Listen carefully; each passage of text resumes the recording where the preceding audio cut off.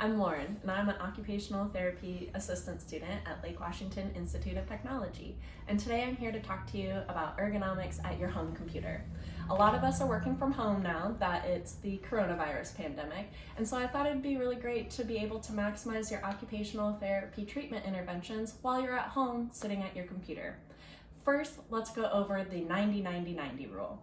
That means we want to have our hips, our knees, and our ankles all at 90 degrees. This is how that might look like. As you can see, my back is against the seat. I'm all the way back in the pan of the chair. My knees are not touching the edge of the chair pan, and my feet are flat on the floor.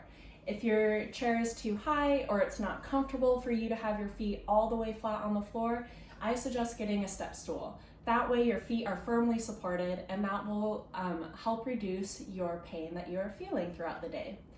The other rule I'd like to go over is the 20-20-20 rule. Now that rule means that for every 20 minutes that you are staring at a computer, you should look away at something that's about 20 feet away for 20 seconds.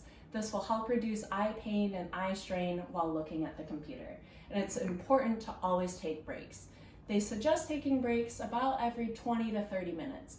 This means getting up, stretching, and getting the blood moving in your lower extremities that were sitting very still while you were at the computer. Let's also talk about what good posture looks like at the computer. Now, like I said, you want to have your feet flat on the floor, and you want to have your hips, your knees, and your ankles all at 90 degrees. What you want is you want your shoulders back, you want your head in a nice neutral position, and you want to be able to comfortably rest your wrist a little bit of extension as you're using your mouse. You want to have your armrests. My armrests were not in the right position. You want to have your armrests so that they rest comfortably and you're working at your computer. What might be good for this station is to have a mouse pad that has a wrist rest on it. And that can help cushion your wrist so you're not working on a hard surface, and it can also give you the right type of position for your wrist.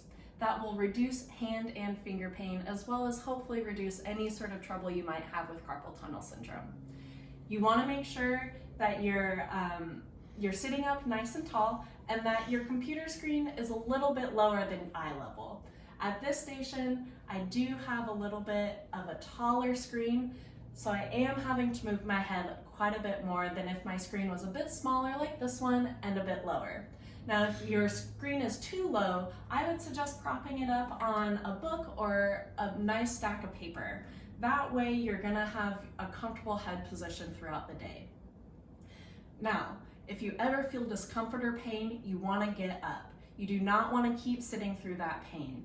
That can only mean problems right now and for the future. If you sit through that pain, you can start to feel aches in your joints, and that can make it harder to get up and move throughout your day.